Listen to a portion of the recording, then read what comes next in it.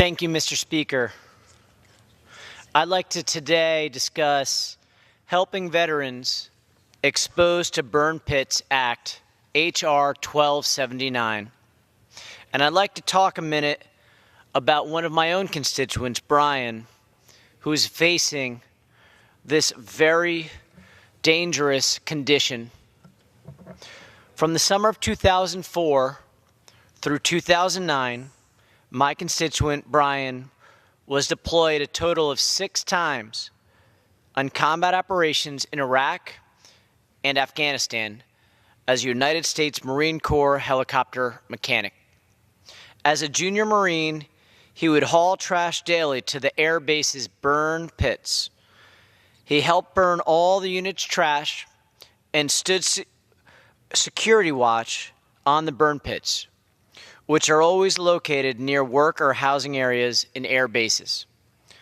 During each deployment, Brian would smell the trash burning in the pits and was always in the path of the smoke. He would often wear rags across his mouth and nose to reduce the foul smell and filter the smoke from the air he was breathing. After some time, Brian developed breathing troubles, and the base medical center provided inhalers that helped temporarily. When he was home in between the deployments, he had breathing treatments and diagnosed with bronchitis on multiple occasions. In 2013, Brian developed a serious case of pneumonia. An abscess had formed in the lower lobe of his left lung. It ruptured, filling the lobe with fluid. The doctors removed a portion of Brian's left lung to save his life. The surgery kept him alive, but greatly reduced lung capacity and functionality.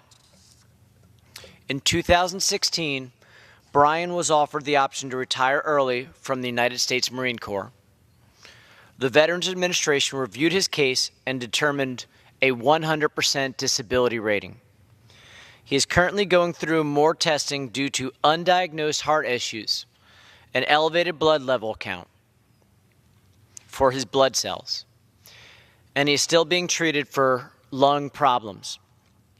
To this day, Brian reports having rib cage pain and nerve damage from the lung surgery on a daily basis. Brian is unfortunately not the only service member whose health is deteriorating due to exposure to harmful substances from burning of waste in military bases. While we are glad to see action taken in the NDAA for FY 2018, we need a more permanent solution.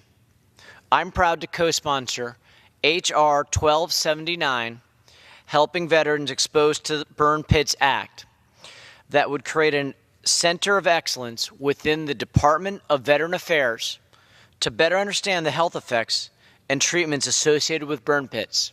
I also encourage our United States military to provide proper breathing safety apparatuses and reconsider their current policy of having burn pits on or near our bases.